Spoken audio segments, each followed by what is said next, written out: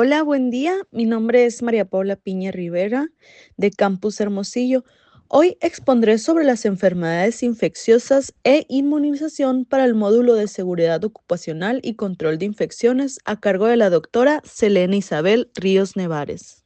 Como introducción, tenemos los temas a tocar dentro de esta exposición. En el primer tema nos enfocaremos en lo que son y conllevan las enfermedades transmitibles en la cirugía dental, al igual que sus vías de transmisión y patógenos que podamos encontrar.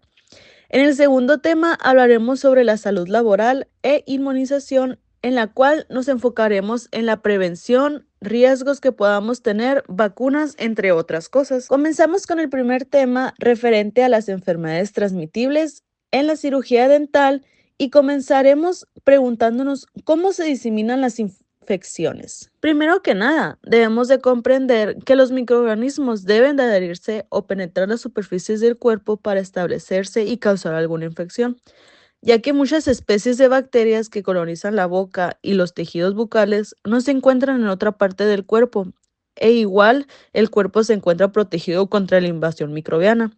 Un ejemplo serían los orificios del cuerpo, que están recubiertos con mucosa, ya que son áreas por donde pueden entrar las infecciones fácilmente.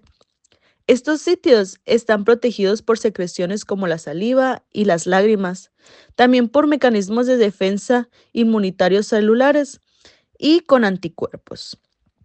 Sin embargo, tanto las superficies mucosas como la piel dañada son un potencial eslabón débil de las defensas, razón por la que debemos de utilizar prendas protectoras como los cubrebocas o los lentes de protección como parte del control de la infección y protocolo preventivo. En realidad, la gran mayoría de microorganismos no infectan a los humanos. En realidad, la flora residente o comensal en la piel, en el intestino y en la boca son esenciales para la salud. Estas bacterias viven en armonía con el cuerpo humano y lo protegen al competir con otras bacterias más dañinas, con lo que previenen la colonización. Un ejemplo de esto se observa en la placa dental, donde se encuentran Streptococcus sanguis y los Streptococcus mutans, que son cariogénicos y estos compiten por la colonización en la boca. La presencia del Streptococcus sanguis retrasa la colonización de la boca con Streptococcus mutans y esto hace que reduzca la caries dental. De igual manera, pues esta cadena de infecciones se puede interrumpir, ya que para que un microorganismo sea exitoso y que pueda causar enfermedad, debe tener un medio para transmitirse de un huésped a otro, o si no, de lo contrario, pues puede desaparecer. Y pues como sabemos, en la clínica dental es un ambiente en el que existen riesgos infecciosos, al menos que se esté llevando un adecuado control de infecciones, pero si no existe, la posibilidad de transmitirse de una persona a otra pues es muy grande. En la siguiente imagen nos muestran los componentes de la cadena de infecciones que al final conducen a lo que es la enfermedad, pero la cadena puede romperse, lo que detiene esta transmisión y previene la enfermedad. Este resultado positivo se puede lograr con la vacunación o algún medicamento que sea preventivo. Ahora hablaremos sobre los reservorios y las fuentes de infección. Un paciente que acude por tratamiento dental puede actuar como una fuente de infección, ya que existen 4 etapas de infección o colonización en la que el paciente podría llegar a nuestro consultorio. La primera es como paciente con una enfermedad infecciosa aguda. Algunos ejemplos de esta son la influenza, el sarampión o la tuberculosis, ya que los pacientes con una infección aguda casi siempre son muy contagiosos y liberan grandes cantidades de microorganismos en el ambiente. Una política apropiada es posponer el tratamiento dental y así evitar el riesgo de alguna infección cruzada. La siguiente etapa es como paciente en la etapa prodrómica de la infección, cuando es infeccioso pero no tiene manifestaciones clínicas, como es el caso de la parotiditis o el sarampión.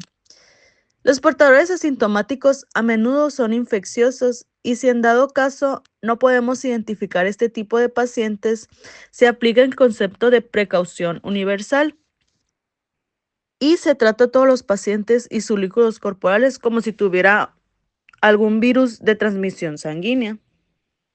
El tercero es como pacientes en la etapa convalecencia o latente de la infección. Todavía dispersa virus en las secreciones, por ejemplo, el virus del herpes. Normalmente, este tipo de infección es más notable a la vista por las pequeñas llagas que pueden presentar en el área visible para nosotros. Simplemente hay que tener un manejo adecuado del material utilizado con el paciente, al igual de usar nuestras barreras de protección para evitar cualquier contacto con estas lesiones. Y el punto 4 sería como portador asintomático de patógenos potenciales como la faringitis, meningitis y la bronquitis, donde las infecciones relacionadas con la atención médica, también llamadas infecciones intrahospitalarias, son las que se adquieren o surgen durante el tratamiento o durante la estancia en algún hospital. Como equipo dental, debemos de saber cómo prevenir la diseminación de estos microorganismos en caso que un paciente así acuda a nuestra clínica.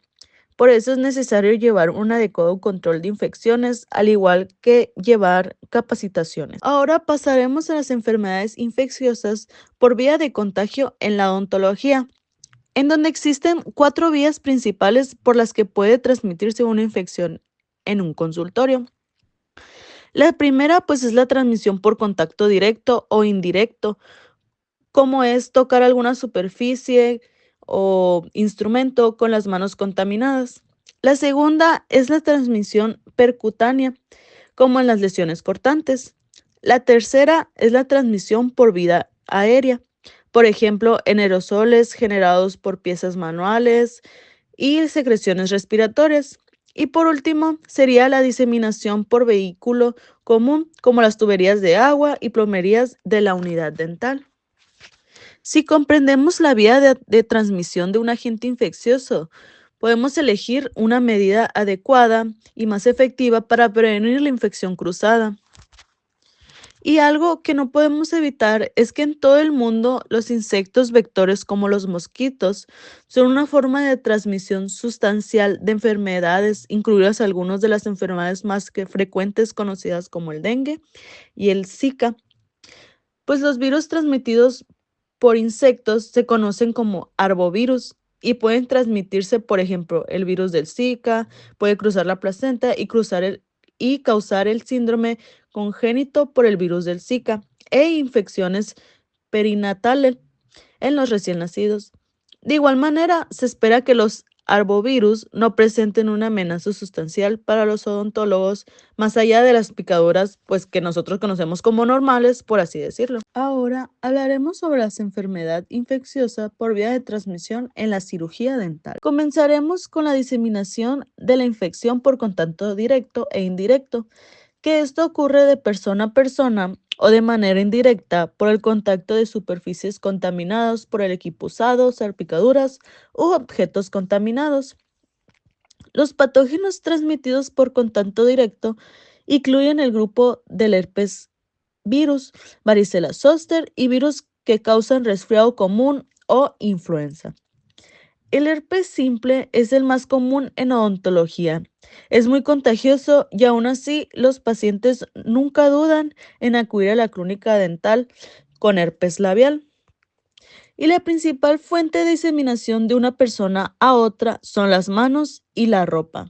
Y esta vía de contagio es fácil de interrumpir con un lavado de manos manual y el uso de guantes y delantales desechables. En este punto hablaremos sobre la prevención de la diseminación indirecta de la infección mediante el equipo y sobre la prevención de la diseminación de infecciones por líquidos. Comenzaremos hablando que el equipo, incluidos los instrumentos dentales, deben descontaminarse entre un paciente y otro o desecharse de manera segura. Las impresiones dentales deben desinfectarse muy bien para reducir el riesgo de infección para los técnicos dentales y así evitar una contaminación cruzada. Al igual que los sillones y las unidades dentales también deben limpiarse y desinfectarse entre los pacientes. Las tuberías de la unidad dental son una fuente de transmisión infecciosa muy fuerte, ya que pues son las que succionan las secreciones de los pacientes. Por eso se deben de purgar, al igual que los desinfectantes y los detergentes, los debemos de almacenar de una forma concentrada, ya que algunas bacterias pueden ser resistentes a algunos desinfectantes. Y es mejor, o sea, dependiendo del, como diga el fabricante, si lo tenemos que rebajar o se tiene que usar con esa concentración para poder eliminar el mayor número de microorganismos o de bacterias. Aquí hablaremos sobre la transmisión percutánea de infección, ya que muchos organismos pueden transmitirse en el ambiente laboral por vía percutánea o mucocutánea, como lo son los virus transmitidos por sangre, que sería nuestra mayor preocupación en la clínica, ya que estos virus representan el peligro de infecciones cruzadas más significativos en nuestra área de trabajo. Algunos ejemplos serían el virus de la hepatitis B, ya que la hepatitis B se transmite por sangre y por contacto sexual. Este virus causa una inflamación del hígado, aunque la vacuna ha tenido un papel clave en la prevención de la infección en nuestra profesión dental. La siguiente sería el virus de la hepatitis C, ya que causa una infección aguda y crónica en el hígado. La infección aguda por el virus de la hepatitis C casi siempre es asintomática. Solo en casos muy raros causa una enfermedad que pone en peligro la vida. Hay personas infectadas que eliminan el virus de manera espontánea, mientras que otras personas desarrollan infecciones crónicas y muchos de estos pacientes desconocen que están infectados. Y por último, tenemos las transmisiones de VIH. Los modos de transmisión más frecuentes del VIH incluyen el coito oral y genitales penetrantes sin protección y por compartir agujas y jeringas durante la inyección de drogas. Debido a los beneficios del tratamiento efectivo y las medidas preventivas, se han reducido mucho las vías de transmisión. Nos pasamos a lo que son las diseminación de infecciones por el aire y secreciones respiratorias, ya que el personal dental está expuesto a agua en aerosol proveniente de las tuberías de la unidad dental, así como de aerosoles de la saliva, la sangre y secreciones respiratorias del paciente generados durante el uso de instrumentos rotatorios de alta velocidad y escaladores ultrasónicos que utilizamos en nuestra práctica dental. Alguna enfermedad transmitida por este medio sería la tuberculosis, ya que la tuberculosis se encuentra junto con VIH-Sida como una de las principales causas de muerte en todo el mundo. La tuberculosis resistente a múltiples fármacos en que la transmisión de la infección del odontólogo al paciente es poco frecuente, mas no descartada. Otro ejemplo sería la influenza, ya que el virus de la influenza produce una enfermedad respiratoria manifestada con fiebre, coriza, tos, dolor muscular y articular, y a veces síntomas gastrointestinales. Y pues la transmisión de esta enfermedad es por contacto directo con las manos y contacto indirecto con gotas respiratorias grandes que contaminan la superficie y que nosotros pues lleguemos a tocar. Los virus de la influenza pueden sobrevivir en superficies ambientales, pero este es fácil de eliminar llevando un adecuado lavado de manos con jabón y agua o sanitizadores de alcohol para manos y la limpieza de las superficies con algún detergente o desinfectante doméstico. Ahora nos pasamos a lo que son los patógenos emergentes y reemergentes, ya que las infecciones pueden surgir por diversos procesos diferentes. La primera sería por patógenos nuevos que surgen por primera vez debido a mutaciones genéticas o a evoluciones en las infecciones humanas o en animales. Un ejemplo de esto sería lo que es la influenza pandémica. Como segundo, tenemos las infecciones conocidas que se diseminan a nuevas zonas geográficas o poblaciones, como sería el virus del ébola en África o el virus de Zika en Centroamérica y Sudamérica. Como tercer punto, tenemos las infecciones no informadas antes, que aparecen en áreas con cambios climáticos, como lo sería el dengue. Y por último, tenemos las infecciones antiguas que resurgen como resultado de los cambios en la inmunidad del huésped o fallas en las medidas de la salud pública, como las campañas de vacunación contra la polio, la sífilis, tuberculosis, resiste a múltiples fármacos, la zoonosis y la evolución de las infecciones nuevas. Algunos microorganismos como el virus de la influenza aviar, el virus de la rabia, el virus del ébola y la salmonela usan animales silvestres o domésticos como su huésped principal y en ocasiones infectan a los humanos. La transmisión de animales a humanos ocurre por varias vías distintas, incluidos el contacto directo con el animal vivo, su carne y secreciones, o la transmisión por vectores debido a alguna picadura de algún insecto, como lo es el dengue. Las infecciones nuevas por coronavirus. El síndrome respiratorio agudo grave por coronavirus se debe a la misma familia que es el virus del resfriado común, pero causa una enfermedad respiratoria aguda grave.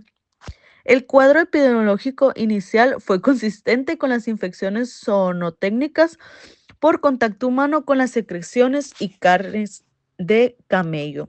Ahora nos pasaremos con el segundo tema que habla sobre la salud laboral e inmunización. Como primer tema tenemos los riesgos laborales de salud. En el ambiente laboral, los miembros del equipo dental estamos expuestos a diversas sustancias peligrosas y de microorganismos patógenos. Los principales peligros infecciosos para la salud laboral son lesiones por objetos cortantes y queda una exposición a virus transmitidos por sangre, infecciones respiratorias por inhalar aerosoles contaminados generados en las tuberías de la unidad, exposición a aerosoles respiratorios de pacientes infectados, por ejemplo la tuberculosis o la influenza, infecciones oculares y cutáneas, por ejemplo la conjuntivitis, reacciones de hipersensibilidad que afectan la piel y el sistema respiratorio, un ejemplo podría ser el látex, y por último tenemos la toxicidad por mercurio. Organización de la salud del personal en una clínica dental. Todos los que trabajan en una clínica dental tenemos la obligación de cuidar a los pacientes, lo cual incluye tomar precauciones razonables para protegerlos contra infecciones transmisibles. Esto puede lograrse con vacunación, ya que protege directamente al individuo y de manera indirecta también protege a su familia, amigos, colegas y pacientes vulnerables. La clínica debe de mantener un registro confidencial de los expedientes de autorización de salud, incluidos los resultados de prueba para anticuerpos contra hepatitis B y cartillas de vacunación de los empleados. Los requerimientos de inmunización en la odontología. Se recomienda que todos los empleados de la salud tengan las vacunas de rutina actualizadas contra tétanos, difterina, polio y contra sarampión, parotiditis y rubiola. La vacuna contra varicela se recomienda para todos los miembros susceptibles del equipo dental, incluidos recepcionistas que tengan contacto cercano o regular con pacientes, pero que no participen de manera directa en su atención. Todos los miembros regulares del personal de la clínica dental expuestos a sangre o líquidos corporales teñidos de sangre con riesgo de lesiones por objetos cortantes o de ser mordidos deben vacunarse contra la hepatitis B. Y por último, tenemos la vacunación anual contra la influenza estacional, que es muy recomendable para todos los miembros del equipo dental y no se recomienda como una medida rutinaria para los miembros del personal que no sean clínicos. La protección a las mujeres en edad reproductiva. Las mujeres en edad reproductiva que trabajan en una clínica dental deben protegerse contra infecciones laborales que pueden causar daño al feto, como es la rubiola, la varicela y la sífilis. La vacuna contra parotiditis, sarampión y rubiola se recomienda como vacuna laboral para los trabajadores de la salud. La rubiola es una enfermedad leve causada por un togavirus, se transmite por gotas respiratorias. Puede comenzar como un cuadro prodrómico que incluye febrícula, malestar y conjuntivitis leve. Esta infección durante el embarazo puede causar pérdida fetal o síndrome de rubiola congénita, causando algún defecto ocular, sordera, anomalías cardíacas, entre otros factores. La varicela se produce por el virus varicela zoster y es muy contagiosa. Esta infección puede ocurrir a cualquier edad, pero es más frecuente en niños. Sin embargo, la enfermedad en adultos tiende a ser más grave, ya que la infección primaria se manifiesta con vesículas en la piel que forman costra y puede causar cicatrices. Al final, el virus puede quedar latente en los ganglios sensitivos, pero puede reactivarse tiempo después como herpes. Y por último tenemos la sífilis. La mayoría de los casos ocurren en varones que tienen relaciones homosexuales, aunque también se han infectado cantidades menores de mujeres heterosexuales, incluidas embarazadas. La sífilis es más contagiosa durante las etapas primarias y secundarias de la enfermedad. En cuanto a exposiciones laborales, un trabajador de salud dental podría contraer sífilis si una abrasión o corte en su piel entrara en contacto con una lesión sifilítica de un paciente con sífilis primaria o secundaria en los labios o en la mucosa bucal. Las vacunas laborales para proteger contra hepatitis y tuberculosis. Comenzaremos con la vacuna de la hepatitis B, que contiene antígeno superficial del virus de la hepatitis B. Como la vacuna contiene virus desactivado, es muy segura e incapaz de causar hepatitis en 3 dosis que estimulan la producción de anticuerpos específicos. La vacuna de la tuberculosis es la forma más frecuente, es la tuberculosis pulmonar, que puede afectar casi cualquier parte del cuerpo.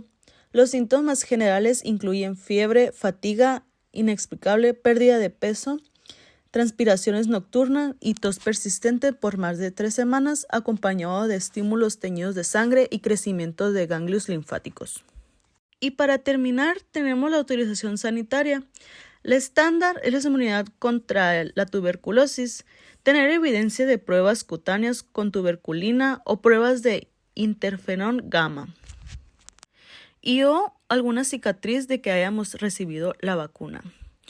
Ofrecer inmunización contra hepatitis B con pruebas de la respuesta posterior a la inmunización. Ofrecer la prueba para hepatitis C y VIH bajo el contexto de recordar a los trabajadores de la salud sus responsabilidades profesionales en relación con las enfermedades transmitibles graves. Y como una revisión adicional, los trabajadores de la salud dental o estudiantes, personal en entrenamiento, que realicen estas pruebas deben ser negativos para el antígeno superficial de la hepatitis B o si son positivos, negativos para el antígeno E. Deben ser negativos para anticuerpos contra hepatitis C y no infecciosos para VIH. Y ahora sí, aquí estaría nuestra bibliografía de donde sacamos nuestra información. Y por mi parte sería todo. Muchas gracias.